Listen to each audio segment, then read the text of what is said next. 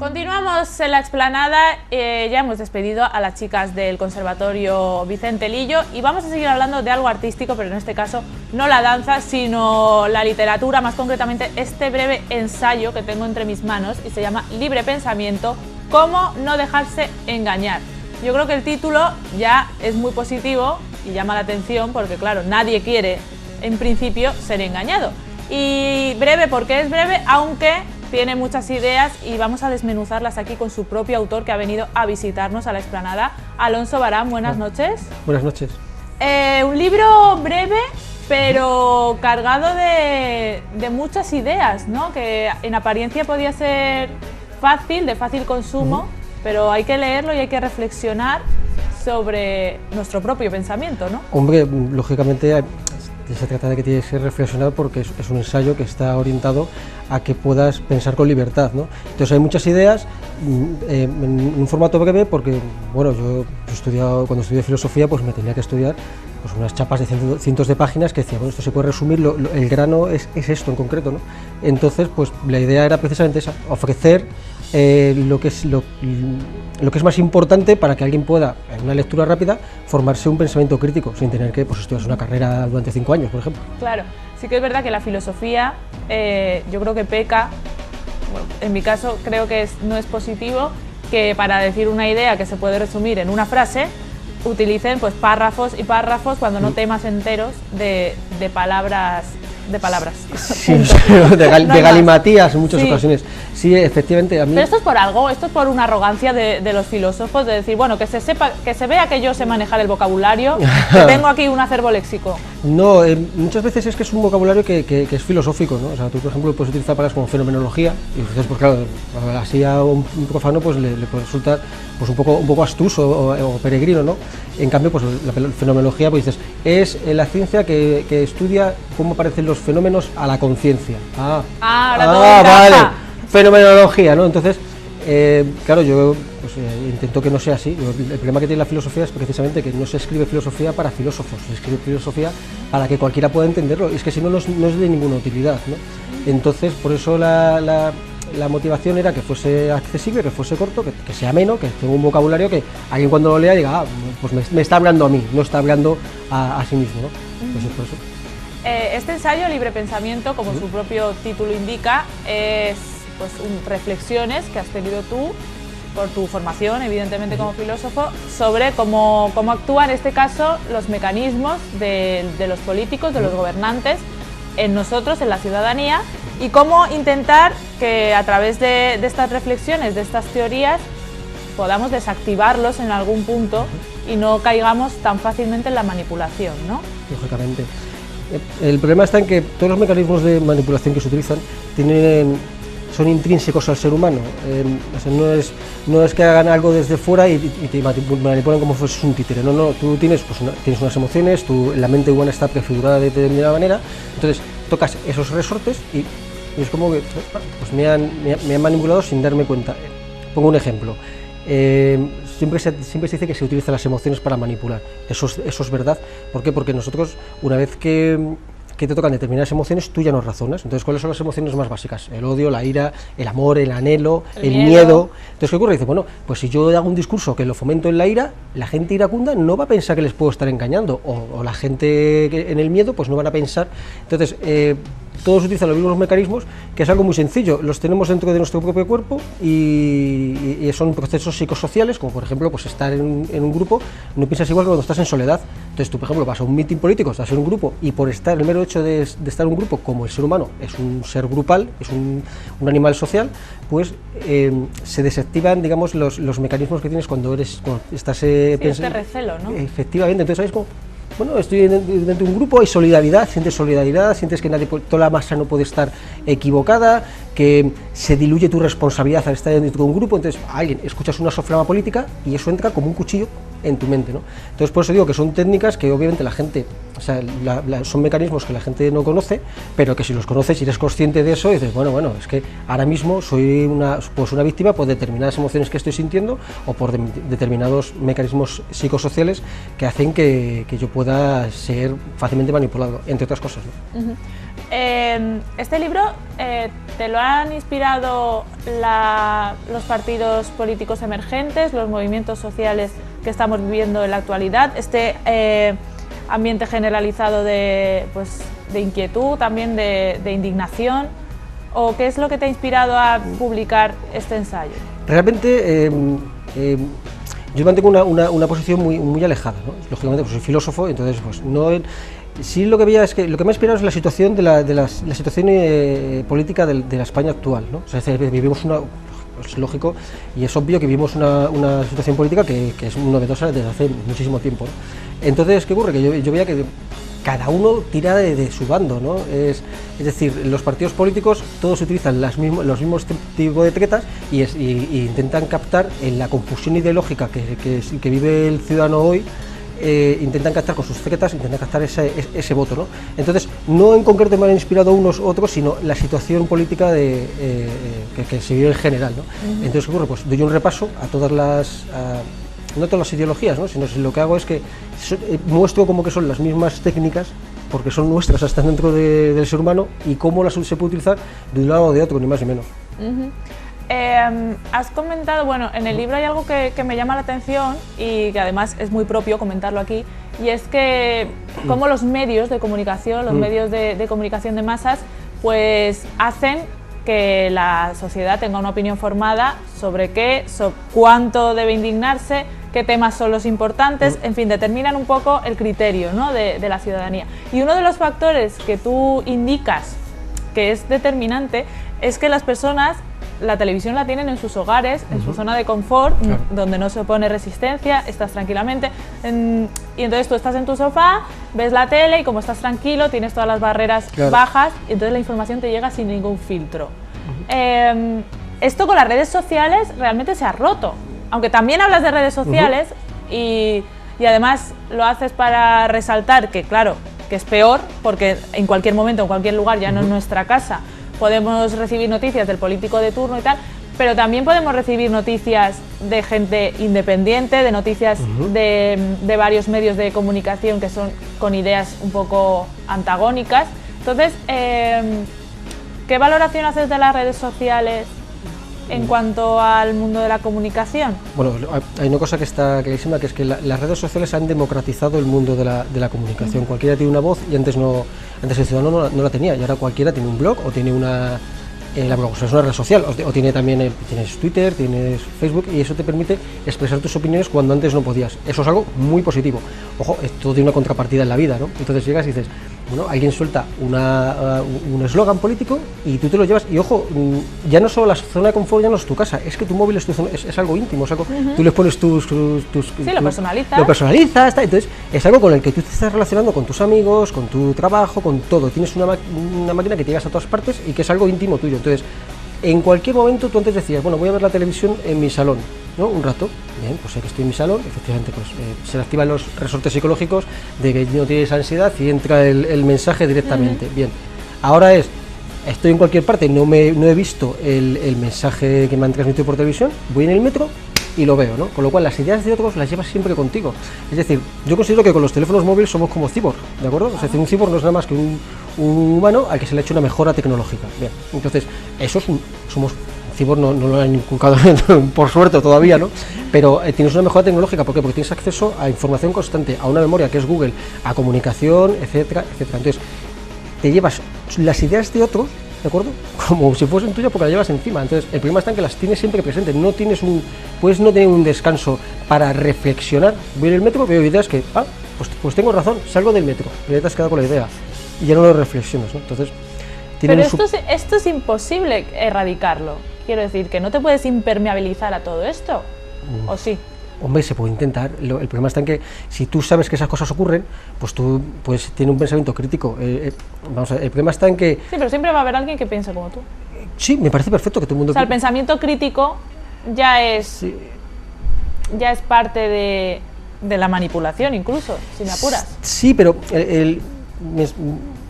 si el pensamiento crítico es parte de la manipulación, bueno, dependiendo de cómo lo veamos, es decir, si tú me dices, no, tienes que ser crítico porque lo que te están contando es mera información manipulada, no te estás siendo crítico, estás siendo reaccionario. Es decir, ante esto que te estoy diciendo yo, que es manipulado, tú estás siendo reaccionario. No, ser crítico tienes que pensar con creatividad. Entonces dice, yo te estoy diciendo que tienes que ser crítico con esto que te estoy contando. No, usted me está pidiendo que sea reaccionario, no que sea creativo. Si yo tengo un conocimiento, ¿no?, yo puedo saber si usted lo que me está diciendo con lo que tengo que ser crítico es otra forma de manipulación. Claro. Entonces, a eso me refiero, que el conocimiento es poder. O sea, todas las sociedades han intentado que el conocimiento no llegue a la ciudadanía. ¿Por qué? Porque les da poder. Desde la Edad Media la gente era analfabeta, ¿de acuerdo? Entonces, ¿qué ocurría? ¿Por qué eran analfabetos? El que no lee libros no me puede disputar el poder porque no tiene el mismo conocimiento yo de estrategia, de la iglesia, de todo. En nuestra sociedad, que todo el mundo puede tener una carrera, ¿en qué se basa el analfabetismo? En que no conozcas determinados conocimientos que a mí me permiten, pues, decirte cómo tienes que pensar, ni más ni menos. Entonces, por eso digo, cuando alguien dice, no, es que tienes que ser crítico con esto, me estás pidiendo ser reaccionario, y la reacción, me da igual que sea hacia una parte o hacia otra, no es ni mucho menos una conciencia crítica, es una conciencia reaccionaria. Y además ahora en las redes sociales yo creo que se han erigido nuevos líderes de opinión, que el líder de opinión es un concepto también que podría encajar en este tema de cómo direccionar la opinión de la gente, y todo el mundo tiene una opinión y todo el mundo puede mostrarla, y oye, hay gente que se adhiere a ella o no, creo que todo el mundo ahora ya tenemos la posibilidad, como tú bien dices, se ha democratizado la posibilidad de que nuestra opinión, oye, sea leída por alguien. Te hace sentir importante también, que esto es otro elemento, esto es otro elemento a tener en cuenta, pero yo creo que en términos generales no nos incapacita estar tan comunicados. No, ni mucho menos. Yo no digo que estar comunicados nos incapacite. Yo lo que digo es que el problema que tiene el estar comunicado y no tener unos conocimientos que te permitan evaluar la información de una forma correcta es que te inyectan una opinión y no es tuya. O sea, estás en casa y de repente ves que alguien sale por televisión y te dice, ha ocurrido esto en la sociedad y la visión que yo doy es esta. Y tú dices, esta es la visión que yo tengo que tener. Y ese es el problema que tienen los medios de comunicación, ¿no?, que te dicen, te dan una visión, una opinión, que si tú no puedes contrastarla, no tienes conocimientos para contrastarla, y dices, bueno, me está dando su opinión. O sea, no me está dando una visión de la realidad. Como tengo acceso a la realidad a través de redes sociales o a través de la televisión, ¿qué ocurre? Que lo que te sale por ahí, pues muchas veces le das veracidad. Y dices, bueno, puedo evaluarlo porque, bueno, yo sé que existen determinados mecanismos, me está dando su opinión y a mí su opinión, pues claro, la respeto mucho, pero yo tengo la mía propia que he creado y que puedo evaluar, ¿no? Entonces, el problema que yo veo de la información es que no se trata de información, no se trata de estar informado, se trata de estar formado. Es decir, que es una cosa que es diferente, ¿no? O sea, no, yo es que me informo a través de las redes sociales o a través de la televisión y ya me formo una opinión. Bueno, si hay un poco de conocimiento, no será información, será formación y con la que contrasta una información. Bueno, pues yo voy a dar una opinión, que es que hay que leer este libro, y esto está ampliamente contrastado, porque este libro tiene, bueno, pues nos ayuda a desactivar, como bien nos ha dicho Alonso, por ciertos mecanismos de manipulación. Vamos a seguir hablando porque hablas de demagogia, hablas de, en fin, de cómo nuestros recursos también nos hacen tender hacia una ideología u otra, que esto también te lo quiero comentar, porque tú explicas aquí una teoría que es que la gente que se ha criado en un ambiente con pocos recursos y que pertenece a este grupo no se siente tan identificada con el sistema, el sistema imperante. Sin embargo, la gente que viene de una posición acomodada acepta de mejor grado, pues, el ambiente, el sistema en el que está y no se rebela ante él porque está en una posición cómoda. Yo creo que esto también ha ido cambiando, ¿no? ¿No crees que muchos bueno, ya no te digo líderes políticos que vemos en la tele, de personas que manifiestan su opinión contraria al sistema porque están viendo una serie de cosas que les chirrían, no necesariamente vienen de familias o de ambientes con pocos recursos? No, pero no, yo no me refiero a que sean familias con pocos recursos, es decir, o sea, me da igual, o sea, lo que te refieres se llama teoría de justificación del sistema, que es no es una teoría mía, es una teoría que creo que es de Bunge, si no recuerdo mal, que es una teoría psicosocial, ¿no?, que se ha basado, pues, en datos y en una observación experimental. Entonces lo que dicen que es que nosotros tenemos psicológicamente el ser humano tiene tres necesidades, que es sentirse valioso, sentirse formar parte de un grupo que es valioso y sentir que forma parte de un sistema que es justo. Entonces, si tú formas parte de una clase social o de un ambiente que no te están yendo las cosas bien, se produce una disrupción psicológica. Entonces tú no puedes aceptar que no formas, porque es tu necesidad, no soy valioso, no formo parte de un grupo que es valioso y mi sistema no es justo. Entonces, ¿qué pasa? Rechazas el sistema, pero porque es un hecho psicológico, ¿no? Entonces, ¿qué ocurre? Que no solo que sea gente que tenga pocos recursos, no, puede ser en un otro sistema que sea marxista y dices, yo no estoy formando parte del sistema que se beneficia de la intervención estatal, soy una persona que no está recibiendo eso y yo pues, no acepto este sistema. ¿Por qué? Pues porque yo tengo otras ideas, yo no me siento parte de un grupo valioso, etcétera, ¿no? Entonces, no se trata únicamente de una cuestión social, sino que es una cuestión psicológica. Entonces, el tema está que si formas de un sistema que hace que tus necesidades humanas, formas parte de un sistema que hace que esas necesidades humanas se vean contradichas, pues no aceptas el sistema, ni mucho menos. Entonces, pues... Bueno, yo insisto en que hay gente muy integrada en su sistema, la socialdemocracia, que es lo que estaríamos ahora, que bueno, que ve cosas que igual no le afectan a él personalmente. Esa es la idea de política, no para ti, sino para el resto de la ciudadanía. Ve cosas que no le afectan de manera personal y ya te digo, se siente totalmente integrado, valorado y demás, pero piensa y lucha por Claro, cambiar la situación de los otros. Claro, pero bueno, eso es porque piensan que es un sistema que no es justo. Entonces esa necesidad que piensan que, ¿ves? No forman parte de un sistema que es justo. El que forma parte de un sistema que es justo, pongo un ejemplo, nosotros vivimos no en un sistema socialdemócrata, sino en un sistema liberal. Entonces, nosotros vivimos en el liberalismo, pero porque la organización es neoliberal. La socialdemocracia realmente viene desde Engels, ha habido una suavización, ¿no? Entonces, nosotros ahora vivimos un sistema que es liberal, ¿no? Que se basa en la libertad individual y tal. En otros sistemas en los que se premia más la igualdad antes que la libertad individual, el que está a favor más de la libertad individual piensa que vive en un sistema que no es justo. Pongamos un ejemplo, si tú vives en China, ¿no? Dice aquí todos iguales, porque lo digo yo, y bien, el que piensa, oiga, yo creo que la gente tiene que tener derechos libertad individual, tiene que tener derechos individuales, tiene que poder evolucionar socialmente de tal forma, yo no me siento justo por ser iguales todos en esto. Dicen, ya, pues a eso me refiero, ¿no? Que no se trata solo de que haya alguien que crea que porque me siento mal conmigo mismo, sino porque veo en un sistema que no están permitiendo que la gente desarrolle sus libertades individuales o que desarrolle un sistema más igualitario, porque vivimos en un sistema neoliberal que se primera es la iniciativa en lo económico. Hay otros claro. Hay otras cuestiones que no son estrictamente neoliberales. Efectivamente. El neoliberalismo tiene una base del liberalismo, o sea, el neoliberalismo es como se basa en el liberalismo clásico, ¿no? Entonces el sistema global es neoliberal, entonces sí que hay partes en las que se utiliza más el neoliberalismo para la economía y otras partes que se utiliza más el liberalismo social, ¿no? Porque la base del liberalismo social dice, sí, individualismo, pero ojo, el ser humano es un ser individual porque hay una sociedad que le sustenta. Ajá. Entonces no solo uno me consigue lo que se propone por sí mismo, perdón, si tú tienes una sociedad que te da una educación, que te da una sanidad, que te da una seguridad, tú no consigues absolutamente nada porque es un animal social, ¿no? Además, este libro nos va a venir muy bien para las próximas elecciones del 26J. Oye, igual, pues a la gente le interesa saber, igual hay algún indeciso, porque es que también lo del voto aquí, las tendencias a la hora de votar también son dignas de estudio, pero esto ya otro día te vienes y lo vamos desgranando porque hay mucho. De momento, tenemos aquí este libro, hemos comentado algunas ideas, no todas, porque como ya digo, hay un montón, pero bueno, muchas gracias, Alonso, por habernos visitado en la explanada. Y ustedes ya saben, libre pensamiento, si quieren saber cómo podemos ser manipulados e intentar solucionarlo, porque esto es otra idea que me surge, el hecho de conocer algo no implica que tú puedas desactivarlo, no sé hasta qué punto puedes controlar ciertas cosas. ¿Y eso qué pasa? Creo que el problema que tiene, yo considero que para poder controlar las cosas tienes que ser una persona un poco rebelde, es decir, una revolución no es nada más que algo que da una vuelta y llega al mismo punto, es una revolución, o sea, una revolución de un cigüeñal, ¿no? de un pistón, es lo mismo. Entonces, si tú eres alguien, digamos, tienes rebelde, eso te implica tensión, entonces dices, bueno, yo tengo estos conocimientos y van a estar constantemente intentando pues manipularme o direccionar mi pensamiento. Si me dejo llevar, pues al final acabas entrando, pero en cambio dice, no. Hay que poner resistencia. Claro, hay que decir, oiga, mire, pues una resistencia, yo tengo mis conocimientos y sé que ellos quieren cualquier persona, pero ya no solo los políticos, sino es que en la misma sociedad siempre está el que intenta pues engañarte, el que pues igual que usted lo hace directamente in situ, ¿no? Cuando va a hacer una transacción económica, pues también lo puede hacer.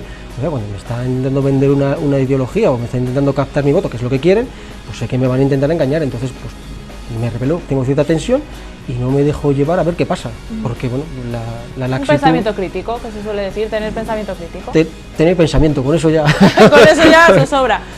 Bueno, pues lo dicho, si quieren cultivar su pensamiento crítico, que es importantísimo en la sociedad en la que vivimos, este libro, Libre Pensamiento, que seguro que les aporta luz y bueno, ya no de cara a las elecciones, pero de cara a todos los ámbitos de su vida les puede servir. Nosotros lo dejamos por hoy, ya saben, mañana viernes no tenemos explanada y además, como es veranito, pues el lunes además cambiamos de ubicación, nos vamos a ir a tomar el aire fresco, así que les espero el lunes a las 8, ya saben que estaremos aquí en Alacantí TV, pasen un fin de semana, les dejo con mi compañera de Info Alacantí y disfruten.